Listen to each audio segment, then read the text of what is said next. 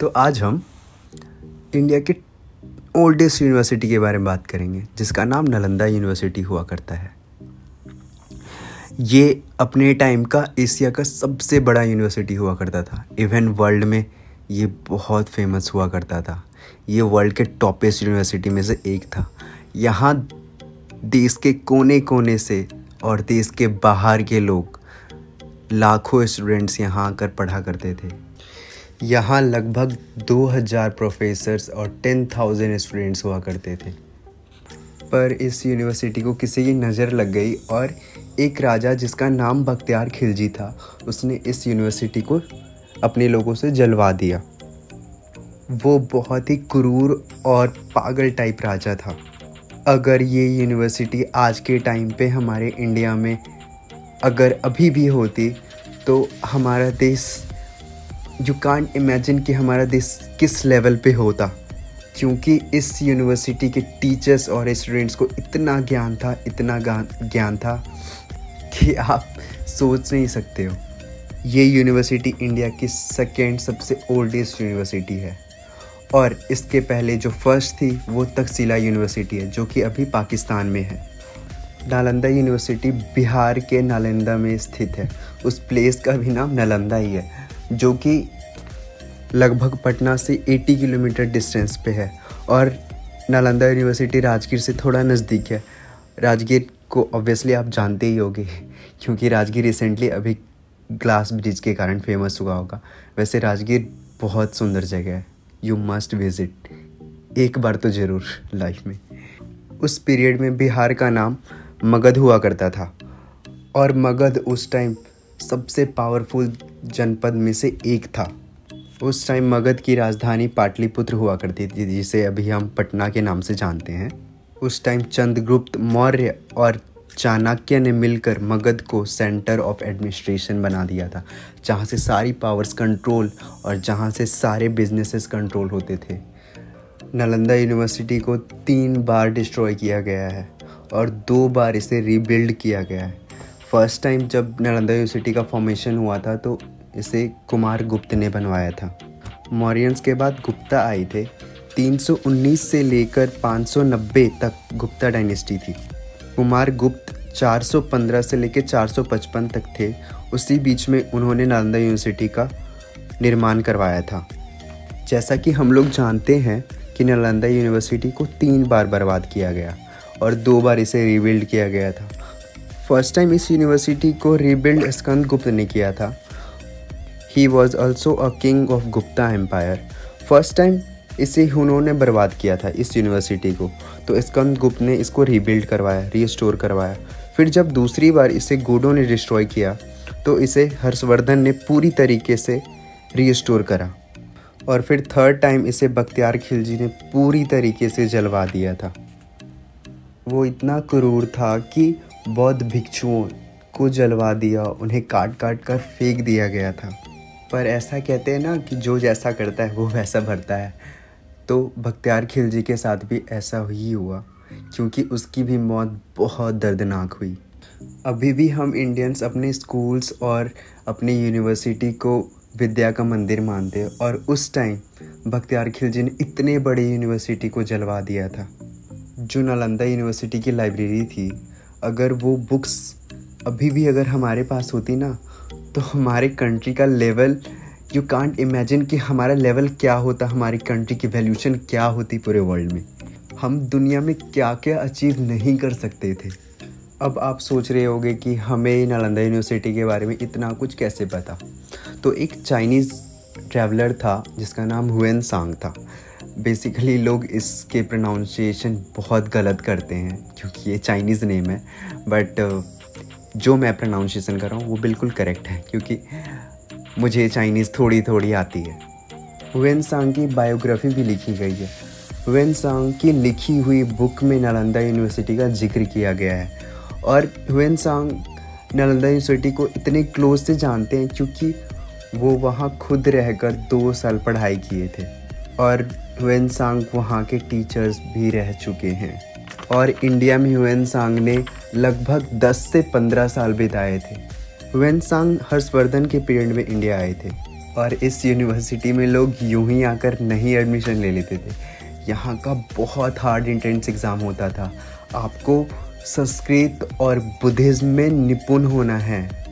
Buddhism में इसीलिए क्योंकि नालंदा यूनिवर्सिटी बेसिकली बुद्धिज़्म के कारण ही फेमस था, और ऐसा इसीलिए क्योंकि चंद्रगुप्त मौर्य ने भी बुद्धिज़्म अपना लिया था। और उसके बाद जो हर्षवर्धन था वो भी बुद्धिज़्म को लेकर कुछ ज़्यादा ही डिवोटेड थे। वो बुद्धिस्ट तो नहीं थे बट वो हिंदुइज्म थे, पर उनका एक झुकाव जो होता है ना वो बुद्धिज़्म को लेकर था। आप लोगों को सुनकर आश्चर्य होगा कि यहाँ के जो गेट कीपर्स थे ना वो भी विद्वान थे। उनका भी एक छोटा सा टेस्ट होता था, और जो स्टूडेंट्स उनके टेस्ट में पास नहीं हो पाते थे वो गेट कीपर्स उनको वहीं से वापस कर देते थे।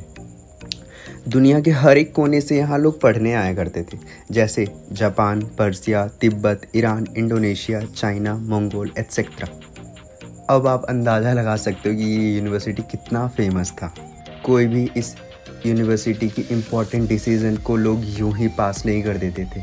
यहाँ 2000 टीचर्स की राय ली जाती थी, बौद्ध भिक्षुओं की राय ली जाती थी, और ऑफ कोर्स हर्षवर्धन, क्योंकि हर्षवर्धन एक बहुत इम्पॉर्टेंट पर्सन था इस यूनिवर्सिटी का, क्योंकि बहुत सारे फंड राइज करके हर्षवर्धन ही इस यूनिवर्सिटी को देता था, अपने आसपास के राजाओं से और खुद से। और जब भी यहाँ के भिक्षुओं और स्टूडेंट्स को टाइम मिलता था तो यहाँ के आसपास के गांव से लोग भिक्षा मांग मांग कर अपने यूनिवर्सिटी में चावल, दाल, गेहूँ को रखा करते थे। और उस टाइम हमारा कंट्री जो था वो एग्रीकल्चर रिच कंट्री था, तो इसी कारण से हमारे किसान गरीब नहीं हुआ करते थे उस टाइम आज की तरह। तो उस पीरियड में किसान भी खुशी खुशी दान किया करते थे भिक्षुओं को। अब हम बात करते हैं यहाँ की लाइब्रेरी के बारे में। यहाँ की लाइब्रेरी को धर्मकुंज भी कहा जाता है, जिसका मतलब है नॉलेज ऑफ माउंटेन्स। के लाइब्रेरी को 4 पार्ट में डिवाइड किया गया है: धर्मकुंज, रत्नसागर, रत्नदादी, रत्नजक। और यहाँ लगभग सारे सब्जेक्ट्स की पढ़ाई होती थी, जैसे कि Vedas, literature, grammar, astrology, astronomy, science, psychology, law, history, economy, architecture, Ayurvedas etcetera. मतलब यू कांट इमेजिन कि यहाँ किस टाइप के प्रोफेसर्स होंगे जो सारे सब्जेक्ट्स में निपुण थे।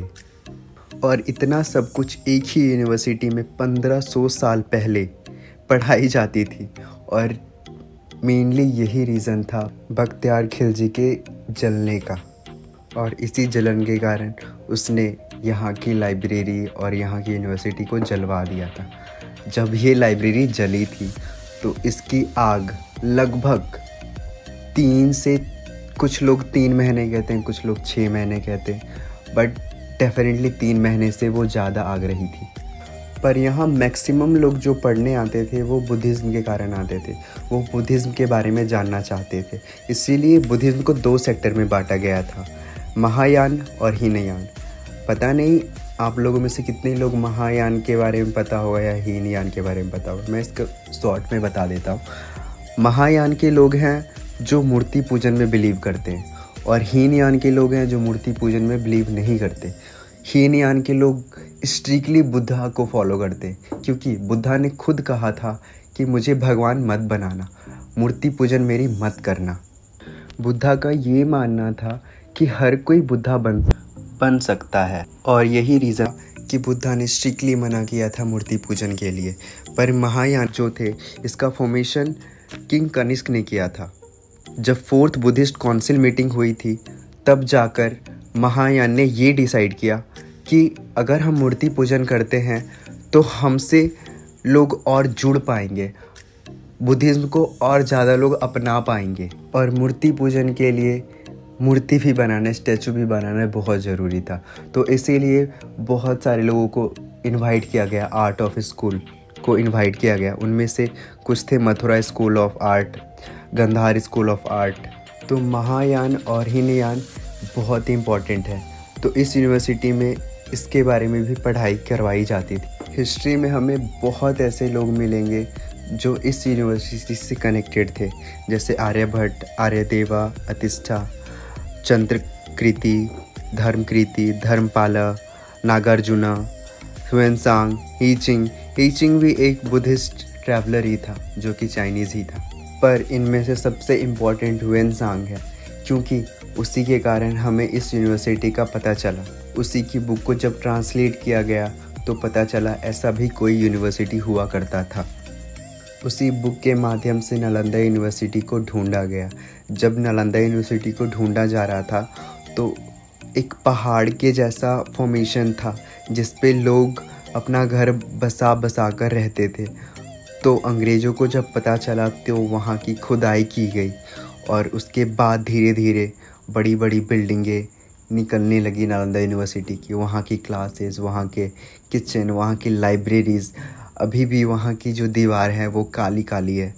मैं गया हूँ नालंदा यूनिवर्सिटी, अच्छे से मैंने एक्सप्लोर किया है तो मुझे उसके बारे में बहुत कुछ पता है। तो हम कहाँ थे? ह्वेनसांग। ह्वेनसांग एक चाइनीज़ ट्रैवलर था, उसके 4 भाई थे और ह्वेनसांग सबसे छोटा हुआ करता था। और ह्वेनसांग अपनी बहुत छोटे से एज में उसको खुद से रियलाइज़ हुआ कि मुझे बुद्धिज़्म फॉलो करना है, तो इसीलिए वो इंडिया आ गया क्योंकि उसे पता था कि बुद्धिज़्म जहाँ से स्टार्ट हुआ है, जो कि भारत से स्टार्ट हुआ था, वहीं जाकर मुझे ज्ञान की प्राप्ति हो सकती है बुद्धिज़्म को लेकर। और उसके लिए सबसे फेमस उस टाइम नालंदा यूनिवर्सिटी हुआ करती थी। ह्वेनसांग अफ़गानिस्तान के रास्ते इंडिया आए थे और उस टाइम हर्षवर्धन का राज हुआ करता था। जब ह्वेनसांग हर्षवर्धन से मिलने गए तो हर्षवर्धन उस टाइम वहाँ अवेलेबल नहीं थे, वो किसी एक्सपीडिशन पे चले गए थे। तो ह्वेनसांग को जब हर्षवर्धन नहीं मिला तो वो आसाम की तरफ चले गया। आसाम के उस टाइम रूलर भास्कर वर्मन थे, जिसके पास ह्वेनसांग ने लगभग 2 साल टाइम बिताया। जब हर्षवर्धन लौट कर आया और उन्हें पता चला कि उनसे मिलने के लिए बुद्धिस्ट मॉन्क आया है चाइना से ह्वेनसांग, तो उन्होंने तुरंत नोटिस भेजा आसाम के रूलर को कि मुझे ह्वेनसांग लौटा दो। देन ही सेड कि मैं अपना सर काट कर दे दूंगा बट ह्वेनसांग को नहीं भेजूंगा। पर हर्षवर्धन उसके सामने पावरफुल था। देन ही रिप्लाइड कि ठीक है, अपना सर भेज दो। तो आसाम के रूलर ने डर से ह्वेनसांग को वापस भेज दिया। अब आप लोग सोच रहे होंगे कि ह्वेनसांग को लेकर हर्षवर्धन इतना कॉन्शियस क्यों था। वो इसीलिए क्योंकि ह्वेनसांग बहुत ही फेमस और कह सकते हैं ज्ञानी मॉन्क थे। वो इसीलिए फेमस भी हुए थे क्योंकि जब उनको पता था कि मुझे नालंदा यूनिवर्सिटी जाकर बुद्धिज़्म और आगे जाकर पढ़ना है, तो ही स्टडी संस्कृत, क्योंकि उन्हें पता था कि इंडिया में संस्कृत का कल्चर है और मुझे संस्कृत सीखना ही पड़ेगा इंडिया जाने के लिए। तो इसीलिए उन्होंने संस्कृत, बुद्धिज़्म, इन सब का नॉलेज बहुत पहले से रखा था। और जब हर्षवर्धन को पता चला कि इतने ज्ञानी व्यक्ति मुझसे मिलने आए हैं, देन वो खुद को रोक नहीं पाया। जब हर्षवर्धन ह्वेनसांग से मिला तो उनकी दोस्ती बहुत गहरी हो गई। अब हम बात करते हैं डिस्ट्रक्शन ऑफ नालंदा यूनिवर्सिटी की। तो जब 1191-1192 में बैटल ऑफ ट्रेंड हुआ, उसके बाद मोहम्मद घोरी का यहाँ आगमन हुआ और इस्लामिक रूल इस्टेब्लिश हुई। और इसी का एक स्लेव हुआ करता था बख्तियार खिलजी, और बख्तियार खिलजी नॉर्थ के कुछ एरिया को ऑक्यूपाई करने में कामयाब हुआ। उसके बाद एक बार की बात है जब बख्तियार खिलजी बहुत ज़्यादा बीमार पड़ गया। उसने हर टाइप के डॉक्टर से अपना इलाज करवाया। उस टाइम डॉक्टर तो नहीं हुआ करते थे, मुस्लिम्स में मौलवी होते थे, तो उनसे इलाज करवाया, उनसे दवाइयाँ ली, बट कोई फ़र्क नहीं पड़ रहा था उस पर। वो और ज़्यादा बीमार होते जा रहा था। तो समवन सजेस्ट हिम कि आप एक बार नालंदा यूनिवर्सिटी जाकर खुद को दिखाओ, वो आपको ठीक कर देंगे शायद। पहले तो उसने नहीं माना क्योंकि कहीं ना कहीं नालंदा यूनिवर्सिटी हिंदुज़्म का कुछ ज़्यादा ही वर्चस्व और बुद्धिज़्म का ज़्यादा ही वर्चस्व था, इस कारण से। बट वो बहुत ज़्यादा बीमार होते जा रहा था, जिसके कारण उसको नालंदा यूनिवर्सिटी के आचार्य को उसे बुलाना ही पड़ा। और जब वो आचार्य आए वहाँ उनको देखने के लिए, देन ही सेड कि मुझे कुछ भी करो बट मैं हिंदुज़्म से रिलेटेड औषधि नहीं लूँगा और न ही बुद्धिज़्म से रिलेटेड। मुझे ऐसे ही ठीक करना है तो करो, अदरवाइज़ छोड़ दो। देन आचार्य ने कहा कि ठीक है, ऐसा करो, तुम ये कुरान पढ़ी है, तुम इस कुरान का एक एक पेज डेली पढ़ो। देन ही सेड कि ठीक है, मैं इसको डेली पढ़ूँगा। बख्तियार खिलजी ने उस कुरान को डेली पढ़ना स्टार्ट किया। और मुस्लिम्स की ये आदत होती है, जब पेज पलटते हैं तो अपने सलाइवा को यूज़ करते हैं, थूक लगाकर पेज पलटना जिसको कहते हैं। तो वो डेली एक पेज पढ़ा करता था और धीरे धीरे उसके तबीयत में बहुत सुधार आने लगा, वो ठीक होने लगा और एक दिन पूरी तरीके से ठीक हो गया। तो उसको आश्चर्य हुआ कि मैं कैसे ठीक हुआ। जब इसके पीछे का रीज़न पता चला तो वो गुस्से से आग बबूला हो गया। क्योंकि आचार्य ने क्या किया था, उस कुरान के पेज में औषधि लगा दी थी, जिसके कारण वो जब भी औषधि उसके जीभ पे चिपकती थी तो वो डाइजेस्ट हो जाती थी और उसके शरीर को ठीक करते जा रही थी। बख्तियार खिलजी को ये बात बिल्कुल पसंद नहीं आई और उसके बाद उसने एक बहुत हार्ड डिसीज़न लिया और उसने अपने स्लेव्स को ऑर्डर दे दिया कि जाओ और नालंदा यूनिवर्सिटी को जला दो। उसके लोगों ने बहुत बेरहमी से नालंदा यूनिवर्सिटी को जलवा दिया और उसके आचार्य को भी जलवा दिया, भिक्षुओं को जलवा दिया, काट काट कर लोगों को फेंक दिया। मतलब बहुत ही क्रूरता ढंग से उस यूनिवर्सिटी को जलाया और नष्ट किया गया। वहाँ की लाइब्रेरी में लगभग 90 लाख बुक्स थे, उन सबको जलवा दिया गया। वो आग लगभग 3 महीने से 6 महीने रही थी, सिर्फ लाइब्रेरी की आग। लाइब्रेरी में बहुत से महान लोगों की बुक्स थी लिखी हुई, उन सबको जला दिया गया। बहुत बड़ी तबाही हुई और ये सब बख्तियार खिलजी ने इसीलिए किया क्योंकि उसे लग रहा था कि आगे जाकर हिंदुइज्म और बुद्धिज़्म का बहुत बड़ा वर्चस्व होगा और कहीं ना कहीं मुस्लिम्स का वो जो वैल्यू है वो घट जाएगा अगर ये यूनिवर्सिटी रहा तो।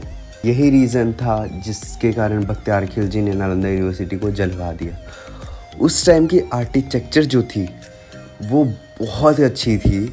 इवन जो वहाँ की दीवारें, ऐसा कहते हैं, आई डोंट नो, बट जो वहाँ के गाइड्स थे जो मुझे मिले थे, ही सेड कि ऐसा लोग मानते हैं कि यहाँ दाल, बेल के शरबत और बहुत कुछ यूज़ कर वो दीवारें खड़ी की जाती थी। बट जो मेन चीज़ जो था जिससे वहाँ की दीवारें खड़ी होती थी, जो सालों सालों तक अभी भी जो टिकी हुई है, वो उसका मेन रीज़न है चूना यूज़ करते थे वो लोग। और वहाँ के जो रूम्स थे ना वो टेम्परेचर फ्री थे। तो आज के छत कैसे होते हैं, मतलब 3 या 4 साल में छत से पानी टपकने लगता है, पर आज से 1000 साल पहले की बात है, अभी भी वहाँ टेम्परेचर फ्री रूम है और उस छत से एक बूंद पानी तक नहीं टपकती। उनके रूम्स को इस ढंग से बनाया जाता था कि गर्मी में ठंडी लगे और ठंडी में थोड़ा वार्म फील हो। तो और उनकी छत जो है अभी भी वो सिलेंड्रिकल शेप में है। और आप अगर वहाँ जाते हो तो आप देखोगे स्तूपास बने हुए हैं छोटे छोटे। तो वो जो छोटे स्तूपास हैं वो स्टूडेंट्स के हैं जो वहाँ पर पढ़कर ही समाधि प्राप्त कर लिए। वो छोटे छोटे हैं स्तूपास स्टूडेंट्स के हैं और जो बड़े स्तूपास हैं वो आचार्य और बड़े बड़े भिक्षुओं के हैं। इवन जब ह्वेनसांग की बुक ढूंढी गई तो उस बुक के थ्रू ह्वेनसांग का रूम भी मिला। अगर आप नालंदा यूनिवर्सिटी जाओगे तो वो गाइड जो मिलेगा ना, वो आपको बताएगा कि ह्वेनसांग की रूम कहाँ है, उनके रूम्स का जो इन्वायरमेंट है, सराउंडिंग्स है, उस बुक्स में सब कुछ डिटेल में लिखा हुआ है। इसलिए ईज़िली ह्वेनसांग के रूम को ढूंढा गया। अगर आपको ह्वेनसांग के बारे में थोड़ा और जानना है तो नालंदा यूनिवर्सिटी के ही बगल के गांव में ह्वेनसांग मेमोरियल हॉल है, ह्वेनसांग म्यूज़ियम भी कहते हैं उसको। तो वहाँ पे ह्वेनसांग के इमेज को पूरी बारीकी से मतलब पिक्चर्स में डिनोट किया गया है कि ह्वेनसांग इंडिया कैसे आए थे, उसने पढ़ाई कैसे की, मतलब ह्वेनसांग से रिलेटेड जितने भी चीज़ें हैं आपको उस म्यूज़ियम में मिल जाएगी। और उसके बाद नालंदा यूनिवर्सिटी के जस्ट सामने जो म्यूज़ियम है नालंदा यूनिवर्सिटी से जितनी भी चीज़ें मिली थी, जितनी मूर्तियाँ मिली थी, जितने मुस्लिमों ने मूर्तियाँ तबाह कर दी थी, वो उसके सारे पार्ट्स नालंदा म्यूज़ियम में भी है। अगर आप नालंदा यूनिवर्सिटी जाओ तो आप डेफिनेटली उसके म्यूज़ियम को डेफिनेटली विज़िट करना। आप लोगों को जानकर ये खुशी होगी कि नालंदा यूनिवर्सिटी का न्यू कैंपस बन रहा है, ठीक है। इसका फर्स्ट टाइम प्रपोजल पास हुआ था 1951 में, और इसको APJ अब्दुल कलाम में 2006 में बढ़ावा दिया, और उसके बाद फाइनली जाकर सितंबर 1 2014 में इस यूनिवर्सिटी को स्टार्ट किया गया। ये यूनिवर्सिटी का कैंपस अभी तो बना नहीं है, कैंपस बन रहा है और बहुत बड़ा बन रहा है, बहुत बड़ा और बहुत अच्छा। इसको बहुत सारे सेंटर से भी फंड मिल रहे हैं और अदर कंट्रीज से भी फंड मिल रहे हैं, क्योंकि हर कोई इसके हिस्ट्री से वाकिफ़ है। बहुत सारे कंट्री, चाहे जापान हो जाए, चाहे चाइना, चाहे भूटान, चाहे तिब्बत, हर कोई इसकी हिस्ट्री से वाकिफ़ है। इसलिए इस यूनिवर्सिटी को बनाने के लिए बहुत सारे फंड भी मिल रहे हैं, और यहाँ पे अभी बहुत कुछ कोर्सेज़ की पढ़ाई हो रही है, और कुछ कोर्सेज़ आने वाले टाइम में ऐड होंगे। जब कैंपस पूरी तरीके से कंप्लीट हो जाएगा तो अच्छे खासे सब्जेक्ट्स ऐड हो जाएंगे यहाँ। ये नालंदा यूनिवर्सिटी का जो न्यू कैंपस है वो रुइंस ऑफ नालंदा से थोड़ी दूर 20 किलोमीटर 21 किलोमीटर आगे आकर राजगीर के पास बन रही है। आप भी वहाँ एडमिशन ले सकते हो अगर आपके लायक उस यूनिवर्सिटी में कोर्सेज हुए तो।